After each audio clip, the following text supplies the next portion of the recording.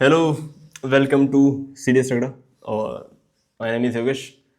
शुरू करते हैं आज की क्लास। आज हम देखने वाले हैं सेंटेंस कंप्लीशन और क्या बोलते हैं, प्रीपोजिशंस।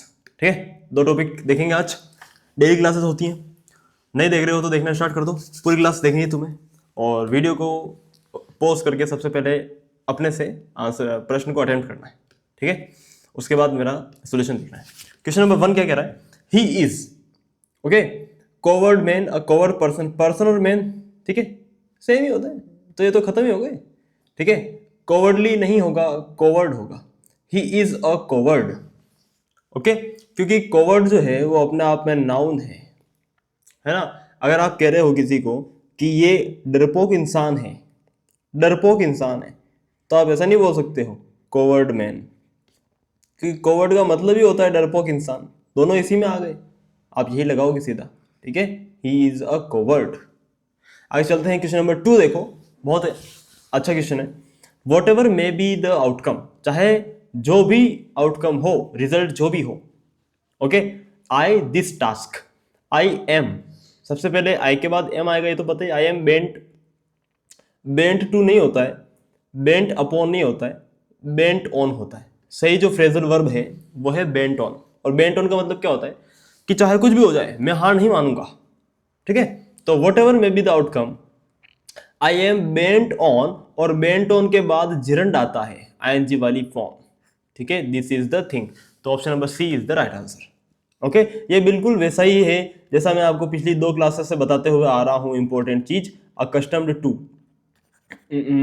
अकस्टम्ड टू, ठीक है, एडिक्टेड टू, ये जो फ्रेजेस होते हैं ये अपने बाद में जिरंड लेते हैं। बताता आ रहा हूं ना मैं, है ना। चलो आगे चलते। क्वेश्चन नंबर 3 देखो, entering the room, entering the room, है ना। ये कंसेप्ट वैसे ही है। देखो तुम ये क्वेश्चन अगर बिल्कुल सही करोगे, अगर तुम्हें मैं एक क्वेश्चन दिखा देता हूं, तुम्हें वो कंसेप्ट याद आ जाएगा। देखो ये क्वेश्चन देखो, ये क्वेश्चन देखो और तुम्हें वो कंसेप्ट याद आ जाएगा। बीइंग अ रेनी डे, जो शुरुआत में जो पार्टिसिपल आता है ना, वो कॉमा के बाद वाले इस बंदे के लिए आता है। आता है कि नहीं आता है? ये कंसेप्ट मैंने तुम्हें बता रखा है ना। ये कंसेप्ट बता रखा है मैंने तुम्हें। तो यहां देखो, एंटरिंग द रूम, रूम में एंटर करते हुए, तो यहां पर क्या आएगा? यहां पर लाइट्स आ सकती है क्या? क्या रूम में लाइट्स एंटर एंटर कर रही थी? हाँ, नहीं आएगा ना। तीनों ऑप्शन खत्म हो गए। एंटरिंग द रूम, ठीक है, द भी नहीं आएगा। यहां पर क्या हो जाएगा? एंटरिंग द रूम, आई सा द लाइट वॉज डिम। ऐसा, समझ गए ना, सिंपल है। ओके, चलो आगे चलते हैं। Question number 4, he did nothing else, nothing else, जैसे एदर और, है ना, नेदर नोर का पेयर होता है, ऑल्दो येट का पेयर होता है, वैसे ही नथिंग एल्स के बाद बट आता है। ठीक है, he did nothing else but cry, ये होगा। ठीक है, नथिंग एल्स बट के बाद क्या आएगा? बेयर इन्फिनेटिव, यानी वर्ब की फर्स्ट फॉर्म, बेस वर्ब आती है। ठीक है, इन्फिनेटिव नहीं आता, 2+V1 नहीं आता, ये भी ध्यान रखना। चलो आगे चलते हैं। ये क्वेश्चन देखो, ये क्वेश्चन बहुत इंपॉर्टेंट है, बहुत से बच्चों को नहीं समझ में आता है। ठीक है, समझना कुछ भी नहीं है इसमें, कुछ भी नहीं है, बहुत ईजी है। देखो, my father does not approve of, approve of what? ठीक है, तो my father does not approve of. अब देखो यहां पर जिरंड दिख रहा है तुम्हें, जिरंड, जिरंड। और जिरंड के पहले आप ध्यान रखना, जिरंड के पहले हमेशा और हमेशा क्या होगा? पॉजिटिव एडजेक्टिव आते हैं, माय, हिज, हर। ठीक है, ये कंसेप्ट छोटा सा कंसेप्ट है। ठीक है, तो यहां पर क्या हो जाएगा? My father does not approve of my returning late at night. ठीक है, ऐसा सेम एक क्वेश्चन मैं तुम्हें लिखकर बताता हूं। देखो बढ़िया क्वेश्चन है वो भी, है ना, हर किसी से नहीं होता है। देखो क्वेश्चन क्या है, देखो कि the principal, the principal, the principal objected to them wearing a short skirt। तो प्रिंसिपल स्टूडेंट्स को बोल रहा होगा, ठीक है, कि भाई उन्होंने, प्रिंसिपल ने ऑब्जेक्ट किया, किस चीज को ऑब्जेक्ट किया, है ना? किस चीज को ऑब्जेक्ट किया, उनकी छोटी स्कर्ट्स पहनने को। तो वियरिंग है ना यहाँ पर, वियरिंग के बाद पहले क्या आएगा, एडजेक्टिव आएगा यहाँ पर। क्या होगा, देम नहीं होगा, देयर होगा, देयर। ये पीवाईक्यू है सीडीएस का। Okay, the principal objected to their wearing a short skirt. समझ में आया? ठीक है। और अ शॉर्ट स्कर्ट नहीं होगा, सिर्फ शॉर्ट स्कर्ट होगा। ओके, अब आगे चलते हैं। नंबर 6 देखो, सेल्डम। और देखो सेल्डम नेगेटिव एडवर्ब होती है, पता है आपको, है ना, होता है। तो सेल्डम के बाद अगर आप इफ लगा रहे हो ना, तो आप क्या लिखते हो, सेल्डम इफ एवर। ठीक है, और सेल्डम के बाद आप इफ लगा रहे हो अगर, तो आप नेवर नहीं लिख सकते। सेल्डम और नेवर दोनों नेगेटिव है ना, तो उनको बीच में आपको क्या लगाना पड़ेगा, और लगाना पड़ेगा, क्योंकि और क्या करता है, दोनों को अलग अलग बनाता है। ये अलग और ये अलग, अलग हो जाएंगे, दोनों नेगेटिव एक साथ नहीं आ सकते, दोनों अलग हो जाएंगे ना, तो सही रहेगा। तो क्या हो जाएगा, सेल्डम और आया है, तो यहां पर क्या आएगा, नेवर आएगा। ठीक है, सेल्डम और नेवर, है ना। दूसरा कंसेप्ट क्या होता है, सेल्डम इफ एवर। दोनों का मतलब क्या होता है, मतलब ये होता है कि देखो सेल्डम का मतलब क्या होता है, शायद ही कभी। ओके, अगर मैं इफ लगा दूं, सेल्डम इफ एवर, कि अगर उसने कोई काम किया है ना, तो शायद ही कभी किया है। अगर कभी किया है, एवर, अगर एवर मतलब अगर कभी भी किया है, तो शायद ही कभी किया है। ठीक है, और अगर मैं सेल्डम और नेवर कह दूं, सेल्डम और नेवर का मतलब शायद ही कभी किया है या फिर कभी नहीं किया है, यह मतलब है। तो सेल्डम और never have I seen such a beautiful sight, इसका मतलब क्या है कि मैंने शायद ही कभी या फिर कभी भी नहीं मैंने ऐसी साइट देखी। समझ गए, easy. Question number 7, we saw the man. जब भी ऐसी वर्ब आती है, ठीक है, परसेप्शन वाली वर्ब, सा, ओके, हियर, ओके, वॉच, तो उसके बाद जो वर्ब आएगी यहां पर वो बेयर इन्फिनिटिव यानी वर्ब की फर्स्ट फॉर्म आती है, snatch. We saw the man snatch the bag and, और आप पता वैसे भी यहां से भी पता लगा सकते हो, देखो एंड के बाद भी तो वी वन आ रही है ना। ठीक है, तो ऐसा मत करना कि यहां पर सिंपल पास्ट टेंस है तो यहां पर स्नेच्ड लगा दूंगा, ऐसा नहीं होता। ठीक है, ये कंसेप्ट भी तुम्हारे लिए नया है, इसको भी नोट कर लो। ठीक है, we saw the man snatch the bag and run away.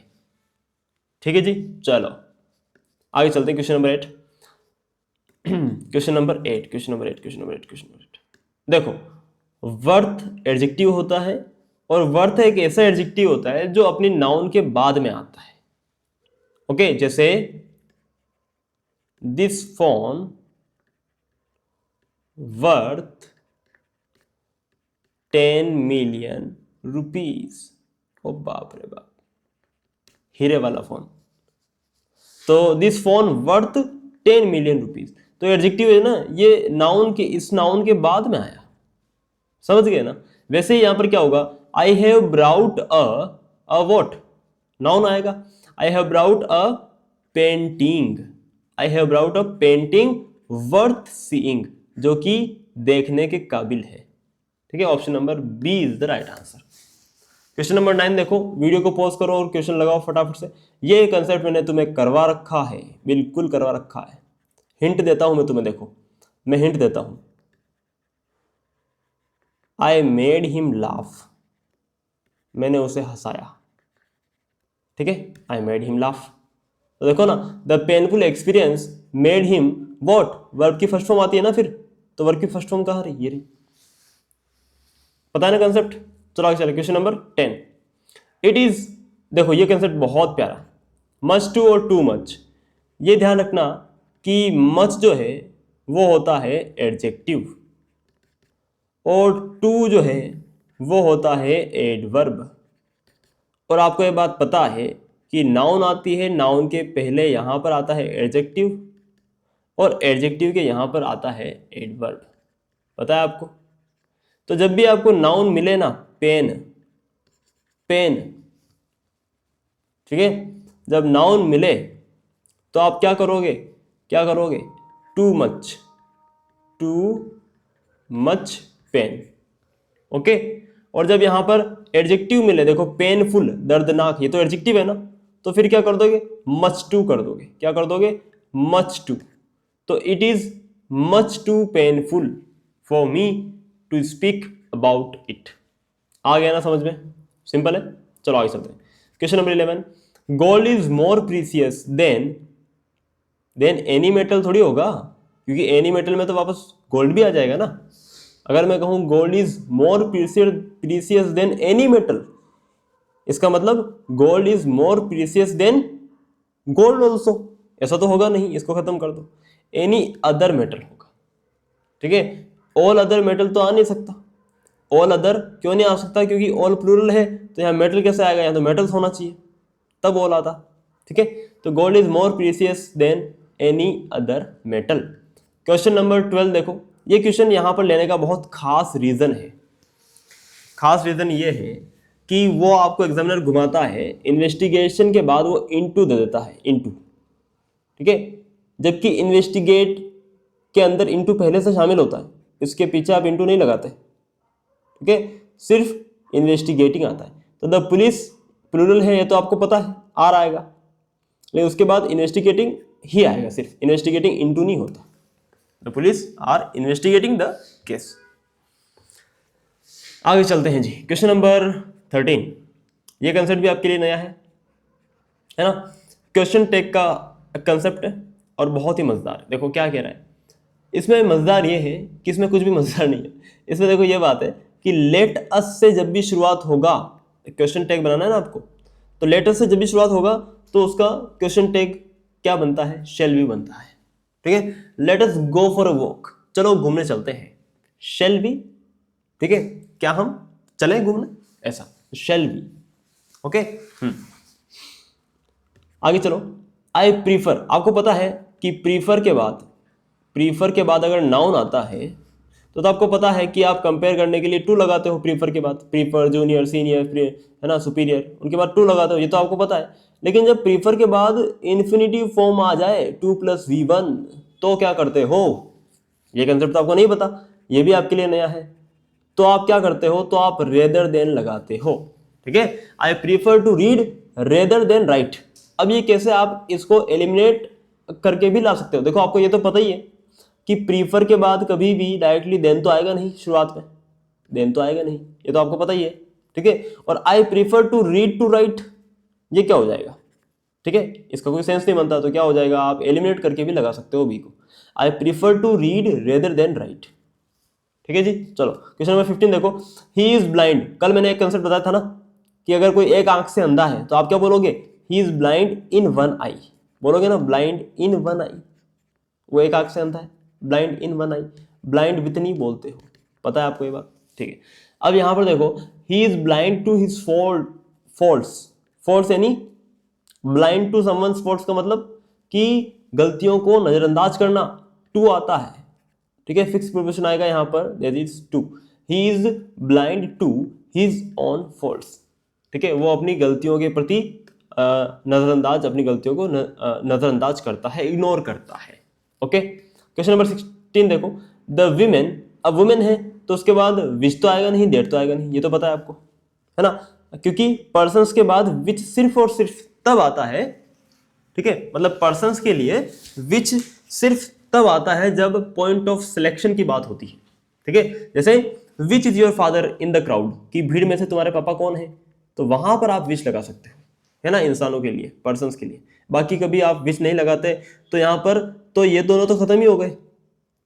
Okay, क्योंकि आप पॉइंट ऑफ सिलेक्शन की बात नहीं हो रही है, किन्हीं बहुत सारे लोगों में से एक को आप सिलेक्ट नहीं कर रहे हो, है ना। यहाँ पर औरत है तो यहाँ पर हु होगा या हुम होगा। तो एक काम करो, हु और हुम मैंने लगाना आपको सिखाया है, मैं एक बार वापस से सिखा देता हूँ। बहुत ही इजी कंसेप्ट है और कतई जहर कंसेप्ट है, है ना। यहाँ से क्वेश्चन बनता ही बनता है। तो इस कंसेप्ट को समझ लो तुम लोग, है ना। नहीं आ पा रहा है, देखो इधर, मतलब कभी भी अगर ये क्वेश्चन आएगा तो जरूर कर लोगे। देखो हु जो होता है ना वो होता है सब्जेक्टिव केस, ठीक है, और हुम जो होता है वो होता है ऑब्जेक्टिव केस। जैसे आई का ऑब्जेक्टिव केस मी होता है ना, दे का ऑब्जेक्टिव केस देम होता है, वैसे ही हु का ऑब्जेक्टिव केस हुम होता है। ठीक है, तो आपको बस इतना करना है कि सब्जेक्ट और वर्ब को पहचानना है। यहां पर देखो आई क्या है, सब्जेक्ट है ना, सब्जेक्ट है, सब्जेक्ट की वर्ब ये रही आई थॉट। ठीक है, ये सब्जेक्ट वर्ब का पेयर हो गया। अब ये रही एक और वर्ब। ओके, अब इस वर्ब का हमें चाहिए सब्जेक्ट, लेकिन एक और वर्ब ये रही देखो, डिसीव्ड मी, है ना, डिसीव्ड मी। अब आपको क्या चाहिए, ये एक तो ये रही वर्ब डिसीव्ड, अब एक सब्जेक्ट तो आपके पास ये रहा द वुमेन, तो डिसीव्ड का सब्जेक्ट तो ये हो गया। ओके, आई थॉट ये सब्जेक्ट वर्ब का पेयर हो ही गया। हमारे पास बची सिर्फ एक वर्ब वॉज, और इस वर्ब का हमें चाहिए सब्जेक्ट, और आगे कोई सब्जेक्ट है नहीं, बस खालिस्तान बचा है, खालिस्तान में आप सब्जेक्ट को फेंक के मार दो। ठीक है, तो वो उसको उसका सब्जेक्ट मिल जाएगा और आपको अपना आंसर। चलो आगे चलते हैं। Question number 17, this is not my notebook, this is not my notebook, this is not my notebook, it is somebody's होता नहीं है। मैंने आपको पहले बता रखा है कि जब भी आप बात करोगे समबडी की, रुको रुको रुको, छोड़ो, यहां पर आ जाओ वापस। यहां से आप पहचानोगे इसको, पीछे वाला जो है ना आपको एल्स दिख रहा है, एल्स वहां से पहचानो आप। This is not my notebook, it is, मतलब आप ये कहना चाहते हो ये कि ये किसी और की नोटबुक है, ऐसा कहना चाहते हो ना। ठीक है, किसी और की नोटबुक है, तो आप यहां पर एल्स एपोस्ट्रोफी एस का यूज करते हो, else apostrophe S, somebody else's. ठीक है, मतलब ये देखो पोजीशन दिखा रहा है एपोस्ट्रोफी एस, ये किसी और की नोटबुक है, तो क्या आप कहते हो कि this is not my notebook, it is somebody else's, मतलब किसी और की है ये, तो ऑप्शन नंबर बी होगा इसमें। ठीक है, समबडी ऑफ एल्स, ये तो कोई बात नहीं होती है। समबडी एल्स का मतलब क्या होता है कि कोई और व्यक्ति, ना कि कोई और व्यक्ति की चीज। ठीक है ना, सिंपल। आगे चलते हैं। Question number 18, only by hard work, अब ओनली है नेगेटिव एडवर्ब। ठीक है, तो क्या हो जाएगा, इन्वर्जन हो जाएगा। तो इन्वर्जन क्या हो जाएगा, हेल्पिंग वर्ब आगे सब्जेक्ट पीछे, कैन यू अचीव। ठीक है, कैन के बाद वर्ब की फर्स्ट फॉर्म आती है अचीव, आ रखी है, option number B is right answer.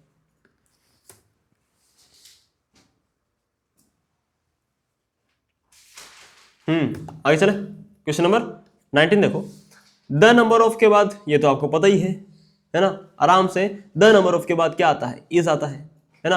अगर अ नंबर ऑफ होता तो आर आता, अ नंबर ऑफ यानी बहुत सारे। ठीक है, तो अ नंबर ऑफ अपने बाद क्या लेता है, प्लूरल वर्ब लेता है, आर, वर वगैरह वगैरह, और द नंबर ऑफ जो है वो अपने बाद सिंगुलर वर्ब लेता है। ठीक है, the number of students is होगा, तो यहां पर क्या हो जाएगा, इज इंक्रीजिंग।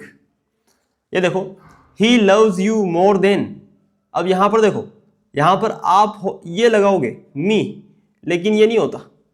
एग्जाम के पॉइंट ऑफ व्यू से आपको क्या लगाना चाहिए, आपको लगाना चाहिए आई। आप बोलोगे सर ऐसा क्यों, ऐसा इसलिए क्योंकि देखो दो चीजें होती है, एक तो होती है he loves you more than I. ठीक है, इसका मतलब क्या होता है, इसका मतलब ये होता है he loves you more than I, इसका मतलब है कि वो तुम्हें मुझसे ज्यादा प्यार करता है, ऐसा। He loves you more than I, वो तुम्हें मुझसे ज्यादा, मतलब मैं जितना प्यार करता हूं उससे ज्यादा करता है। ओके, और अगर मैं यहां आई की जगह मी लगा दूं तो इसका मतलब क्या हो गया, ही loves you more than me, इसका मतलब वो तुमसे ज्यादा प्यार करता है, मुझसे कम करता है, ऐसा। ओके, ये जो है ये डिफरेंस है दोनों में।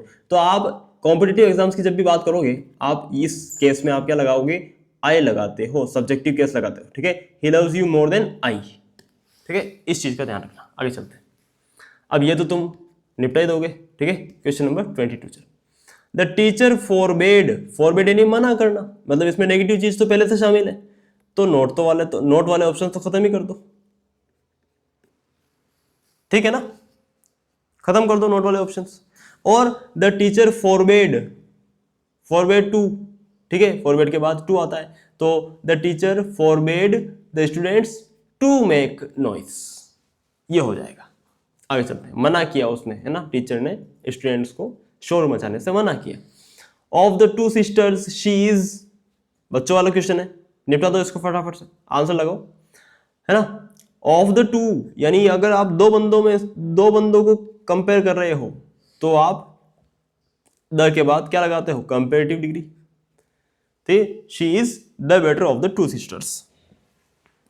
ठीक है, बाकी आप कभी, है ना। और एक और कंपेरेटिव के आगे आप द कब लगाते हो, जब आप रिलेटिव इंक्रीज या रिलेटिव डिक्रीज दिखा रहे हो। जैसे the higher you go the cooler it is, कि जितना ऊपर तुम जाओगे उतना उतना ठंडा होता जाएगा। तो आप रिलेटिव इंक्रीज दिखा रहे हो, है ना, रिलेटिव इंक्रीज डिक्रीज दिखा रहे हो, तो वहां पर आप कंपेरेटिव के आगे द लगाते हो। दो केस होते हैं। ठीक है, चलो आगे चलते हैं। I have not seen, have plus V3 present perfect tense. I have not seen, I have not seen him, later होगा, लेट होगा, लेटर होगा नहीं, लेटली होगा। लेटली का मतलब क्या होता है, रिसेंटली। रिसेंटली का मतलब होता है हाल ही में। और जहां भी रिसेंटली, लेटली ये जो वर्ब्स आएंगी वहां पर प्रेजेंट परफेक्ट टेंस होता है, ये आपको पता है। ठीक है, आपने प्रेजेंट परफेक्ट टेंस की बेसिक्स पढ़े होंगे तो आपको ये बात तो पता ही होगी। तो ये तो बहुत बच्चों वाला सवाल था। आगे चलते हैं। he treated the beggar मिजरली होगा, एंड या फिर क्या होगा, मिजरली का मतलब, मिजरली जो होता है ना वो एडजेक्टिव होता है। क्या होता है, एडजेक्टिव होता है। ठीक है, तो ये तो आएगा नहीं। और मीजर जो होता है, माइजर ये होता है नाउन, माइजर यानी नाउन। ओके, मिजरली जो होता है वो एडजेक्टिव होता है, तो ये एडवर्ब नहीं होती, ध्यान रखना। ऐसा नहीं कि ये पीछे एल वाई लगा तो ये एडवर्ब हो गया, ये होता है एडजेक्टिव। ठीक है, हाँ। तो he treated the beggar in a miserly manner. ठीक है, एक बुरे तरीके से। मैनर का मतलब क्या होता है, तरीका, कैसा तरीका, मिजरली यानी बुरा तरीका, एडजेक्टिव है मिजरली। तो ऐसा होता है। Option number B is the right answer. अब आ जाते हैं प्रीपोजिशंस में। अब यहाँ जितने भी क्वेश्चंस होंगे प्रीपोजिशन के, ज्यादातर क्वेश्चंस आपसे गलत होंगे, क्योंकि मैं आपको बहुत सी नई नई चीजें सिखाने वाला हूँ आज, and that are very very important for your upcoming examinations. ठीक है ना। तो आप एक काम करिए कि आप आराम से कॉपी और पेन ले लीजिए और हम लोग नई नई चीजें सीखेंगे। ठीक है, सीखे, शुरू करें। इसका नाक कैसा है, देखो हार्ट है ना उल्टा। प्रीपोजिशंस हम पढ़ने वाले हैं, है ना। चलो तो शुरू करते हैं। प्रीपोजिशंस एक तरफ बनाया तो सही नहीं लग रहा है, इस तरफ भी थोड़ी सी आग लगा देते हैं।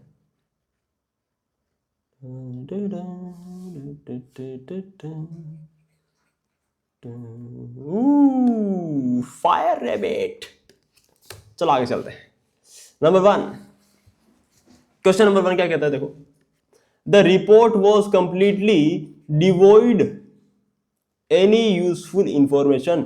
डिवॉइड के बाद फिक्स प्रीपोजिशन क्या होता है, ऑफ होता है ना। The report was completely devoid of any useful information का मतलब कि किसी भी यूजफुल इंफॉर्मेशन से वंचित थी वो रिपोर्ट। ठीक है, वहां पर कोई भी इंफॉर्मेशन, इंपॉर्टेंट इंफॉर्मेशन नहीं थी। डिवॉइड का एंटोनिम क्या होता है, फुल ऑफ। ओके, नंबर 2 देखो। His resignation is tantamount. Tantamount के बाद आता है फिक्स्ड प्रीपोजिशन टू। ठीक है, टेंटेमाउंट टू, इनको कैसे याद रखोगे यार, फिक्स्ड प्रीपोजिशन को याद कैसे रखोगे, क्या तरीका है, इनको बस ऐसे याद रखो। आप इसको लिख लो टेंटेमाउंट टू, और इसको आपको रिवाइज करना है, tantamount to devoid of, tantamount to devoid of, tantamount to devoid of. ठीक है, और आपको प्रैक्टिस तो मैं इतनी करवाने वाला हूं कि आपके माइंड में ये सारी चीजें बैठ जाएगी। ठीक है, उसमें उसकी फिक्र नहीं करनी। प्रैक्टिस के अलावा प्रीपोजिशन को माइंड में रखने का और कोई दूसरा तरीका नहीं है। टीचर्स के लिए भी ये लागू होता है। ठीक है, तो इसलिए ये चीज़ ध्यान रखना कि इसका कोई मेथड या ट्रिक नहीं है, बस प्रैक्टिस से आपको ये चीज़ें याद रहेगी। Fixed prepositions. His resignation is tantamount to an admission of guilt. tantamount to का मतलब है कि इक्वली इंपॉर्टेंस जो कोई चीज होती है, कि इसका मतलब क्या है कि his resignation, उसने जो रेजिग्नेशन दिया वो इक्वली बराबर है उसके एडमिशन ऑफ गिल्ट के, कि उसने इस्तीफा दिया। इसका मतलब क्या है कि उसने अपना गिल्ट स्वीकार किया है, मतलब उसकी गलती है तभी उसने इस्तीफा दिया। समझ गए ना, समझ गए ना, समझ गए ना। चलो चलो आगे चलते हैं। The contract is contingent. Contingent का मतलब होता है डिपेंडेंट, और डिपेंडेंट के बाद ऑन आता है, ये आपको पता ही है। तो the contract is contingent on the boards approval होगा, ऑप्शन नंबर सी। ठीक है, आगे चलते हैं। The castle is stepped with होगा, नहीं, स्टेप्ड ऑफ होगा, बाय होगा, स्टेप्ड इन होता है। स्टेप्ड इन का मतलब क्या होता है कि रिच इन समथिंग, या फिर किसी चीज में कदम रखना। द कासल है, ये कासल है, कासल है, महल है। ठीक है, ये कदम थोड़ी रख सकता है। तो इसका मतलब क्या है? The castle is stepped in history and tradition का मतलब क्या है कि कासल इज फिल्ड विथ, भरा हुआ है ये हिस्ट्री एंड ट्रेडिशन से। ओके, नंबर 5 कतई इंपॉर्टेंट है, कतई इंपॉर्टेंट है ये। ठीक है, शी इज प्रोन टू होता है, she is prone to making hasty decisions, मतलब कि उसकी ये इंक्लिनेशन है, उसकी आदत है कि अक्सर वो जल्दबाजी में फैसले लिया करती है। ओके, तो she is prone to this thing, ये चीज है। फिक्स्ड प्रीपोजिशन इनमें समझाने का कुछ भी नहीं है, बस इनका मुझे तो आपको मतलब बताना है। ठीक है, बाकी ये प्रैक्टिस से ही आपके दिमाग में रहेंगे। चलो आगे चलते हैं, क्वेश्चन नंबर 6। प्रैक्टिस कहां से करोगे? टेलीग्राम ग्रुप ज्वाइन कर लो, CDS रगड़ा नाम है, ये रहा CDS रगड़ा। ठीक है, टेलीग्राम ग्रुप ज्वाइन कर लो, और वहां पर आपको डेली क्यूजेस मिलती हैं, वहां सारा कंटेंट प्रोवाइड होता है। ठीक है, वहां से आपकी अच्छी खासी प्रैक्टिस हो जाएगी। चलो जी, और सारे अपडेट्स मैं वहीं पर देता हूँ, कौन सी क्लास आएगी, कब आएगी, क्या होगा, कैसे होगा, सारा मैं वहाँ बताता हूँ। तो वहाँ से आप अपडेटेड रहेंगे, वहाँ आप ज्वाइन कर लीजिए। ठीक है, CDS रगड़ा एप्लीकेशन डाउनलोड करना चाहते हो तो डाउनलोड कर लो, प्ले स्टोर पर भी अवेलेबल है और एप्पल ऐप स्टोर पर भी अवेलेबल है। ठीक है, और अगर कोई भी डाउट होता है, दुख दुविधा होती है तो भैया ये नंबर हैं तुम्हारे भाई के, कॉन्टेक्ट कर लेना, दुख की दुविधा को सुविधा को बदल देंगे। ठीक है, दुख दर्द कष्ट पीड़ा सब मिटा देंगे। नंबर 6 देखो, the dessert was replete. Replete का उल्टा क्या होता है? डिप्लीट, पता है ना तुम्हें? डिप्लीट यानी घटाना, रिप्लीट यानी बढ़ाना। ठीक है, तो the dessert was replete with, replete with यानी फुल विथ, फुल ऑफ, कोई चीज फुल थी। ठीक है, द डिजर्ट जो मिठाई थी, ठीक है, the dessert was replete with chocolate and cream, से भरपूर थी वो। ओके, सिंपल, आगे चलते हैं। ही इज इम्परवियस, इम्परवियस के बाद आता है to, he is impervious to criticism, मतलब इम्परवियस, परवियस का मतलब क्या होता है? परवियस का मतलब क्या होता है? परवियस का मतलब ऐसी चीज जो अपने आर पार किसी चीज को जाने दे, उसे कहते हैं परवियस। इम्परवियस का मतलब ऐसी चीज जिसे किसी चीज से कोई फर्क ही नहीं पड़ता। जैसे he is impervious to criticism, मतलब उसे अपने क्रिटिसिज्म से कोई फर्क ही नहीं पड़ता। ठीक है, he is impervious to criticism, he does what he wants, वो वही करता है जो उसे अच्छा लगता है। ओके, अच्छी बात है ये, option number D. We need to apprise, apprise ये वर्ब बहुत बार आ रखी है। ठीक है, आपके क्या बोलते हैं सिनोनिम्स के अंदर। ठीक है, अप्राइज का मतलब क्या होता है? देखो, सरप्राइज मतलब पता है? सरप्राइज, सरप्राइज जब कोई जानकारी आप अचानक किसी व्यक्ति को देते हो, अचानक किसी व्यक्ति को कोई जानकारी देते हो, तो उसे आप बोलते हो ना सरप्राइज दिया मैंने आपको, है कि नहीं? और अप्राइज का मतलब क्या होता है कि पहले से उस व्यक्ति, किसी व्यक्ति को किसी चीज की जानकारी देना। ठीक है, तो सरप्राइज, सरप्राइज मतलब अचानक जानकारी देना, अप्राइज मतलब पहले से जानकारी देना। ठीक है, तो we need to apprise the client, हमें उस क्लाइंट को जानकारी देनी ही चाहिए। ठीक है, अप्राइज के बाद क्या आता है? अप्राइज के बाद आता है of, apprise the client of the situation, situation की जानकारी उसे देनी ही चाहिए। ठीक है, the criminal sadly succumbed to, कतई इंपॉर्टेंट है, स्टार मार्क कर लो। The criminal sadly succumbed to his injuries, आए दिन आप न्यूज़पेपर में देखोगे ये चीज, succumbed to, the soldier succumbed to his injuries, वो अपनी इंजरीज की वजह से मारा गया। ठीक है, या फिर शहीद हो गया, है ना? सकम्ड टू इंजरीज मतलब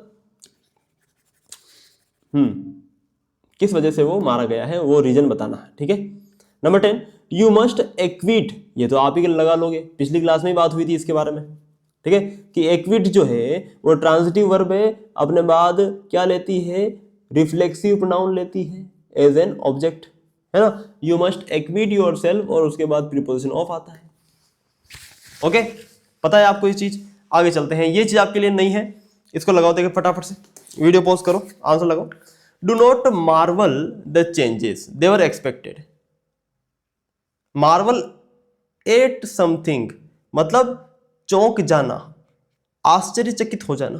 do not marvel at changes, इन बदलावों से आश्चर्यचकित मत हो, दे वर एक्सपेक्टेड, है ना, ये तो इनकी उम्मीद थी, मतलब ये तो होने वाले थे, इनमें ऐसा चौंकने की क्या बात है, मार्वल एट होता है, ठीक है। ही इवेंचुअली यानी फाइनली, ही इवेंचुअली रिकंसाइल्ड हिज फेट। रिकंसाइल्ड के बाद विथ आता, तो विथ के बाद आता है person, he reconciled with a person, okay, and he reconciled क्या बोलते हैं, to a situation. Reconciled to होता है, तो यहां पर क्या हो जाएगा, टू हो जाए। He eventually reconciled to his fate, okay. और रिकंसाइल्ड का मतलब क्या है, कंसिलेशन का मतलब है कि भाई दोस्ती कर लेना फिर से, तो उसने वापस, मतलब उसने ही इवेंचुअली, वो फाइनली उसने अपने फेट पर मतलब भरोसा कर लिया है, कि उसने मान लिया है कि मेरा तो जैसे जेठालाल की तरह कि मेरे तो किस्मत ही खराब है यार, है ना, तो उसने ऐसा मान लिया। अगर आप किसी पर्सन के साथ रिकंसिलिएशन करते हो, है ना, if you reconcile with a person, मतलब आपने उससे वापस से दोस्ती कर ली, ऐसा, ठीक है। चलो आगे चलते हैं, नंबर 13, द प्रॉब्लम स्टेम्स मतलब क्या होना, निकलना, है ना, ओके, जैसे ये पेड़ होता है और यहां से स्टेम से डालियां निकलती ना, वैसे द प्रॉब्लम स्टेम्स फ्रॉम होता है, the problem stems from a lack of communication, कि एक लैक ऑफ कम्युनिकेशन की वजह से, ठीक है, प्रॉब्लम पैदा हो रही है। Number 14, we generally subscribe to CDS रगड़ा, ठीक है ना, सब्सक्राइब के बाद टू आता है, पता है आपको, सब्सक्राइब टू माई चैनल। आगे चलते हैं, ही इज द हेयर के बाद आता है to, a large fortune, okay. Do you have an aptitude for होता है, एप्टीट्यूड फॉर का मतलब है कि आपके पास नेचुरल स्किल्स है क्या किसी चीज की, ठीक है, तो do you have an aptitude for learning language, ठीक है। चलो आगे चलते हैं, और फोर के बाद आपको पता ही जीरंड आता है, ठीक है। द पेंटिंग इज रेमिनिसेंट, मैंने आपको ये वर्ड याद रखना सिखाया था, सीन, है ना, पुराने छोटी छोटी यादें वापस से आपके माइंड में आती है। रेमिनिसेंट का मतलब क्या होता है, छोटी छोटी पुरानी यादें, तो the painting is reminiscent of होता है, reminiscent of the works of one Goth, okay.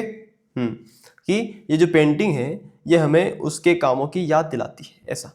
There is no exception के बाद टू आता है, ठीक है, that is very important thing, इसको लगा लीजिए। आगे चलते हैं, 2 क्वेश्चन लास्ट है प्रीपोजिशंस के, बस यही है आज 40 क्वेश्चन ही है, ठीक है टोटल। तो 20 तो आपने कर लिए थे ऊपर ग्रामर रूल वाला है, और 20 जो है थे मैंने सोचा प्रीपोजिशंस के रख देता हूँ, तो 20 प्रीपोजिशंस के, ठीक है जी। चलो आगे चलते हैं, question number 19, his thirst for knowledge के लिए उसकी जो भूख है, इज अनक्वेंचेबल, कि वो मतलब बहुत ज्यादा भूख है, ओके, वो बुझा ही नहीं जा सकती। Number 20, she has a strong antipathy towards होगा, एंटीपैथी टूवर्ड्स कैट, कि उसको ना बिल्लियों से सख्त नफरत है, ऐसा, ठीक है। आ गया समझ में, तो ये समझ में क्या आ गया, प्रीपोजिशंस हैं, मैंने बताया आपको प्रीपोजिशंस इवन टीचर्स तक के लिए, मेरे तक के लिए, ठीक है, तो ये बार बार चीज़ें रिवाइज करनी पड़ती है, ओके, प्रैक्टिस करनी पड़ती है, तभी चीज़ें माइंड में रहती है, वरना प्रीपोजिशंस है माइंड से फिसल जाते हैं। तो एग्जाम तक आपको ऐसे ही करना है कि वेरियस टाइप ऑफ क्विजेज जो मिलेगी सीडीएस ग्रुप पर, तो उनको क्विजेज को अटेंड करना है। मैं सारे इंपॉर्टेंट प्रीपोजिशंस का यूज़ करके मैं वहाँ बनाता रहता हूँ क्विज, ठीक है। तो वहाँ से आपको धीरे धीरे आपका माइंड जो है चीज़ों को ग्रास्प करना शुरू कर लेगा, ठीक है। चलिए तो बाय बाय, जय Hind, take care, good night, मिलते हैं कल।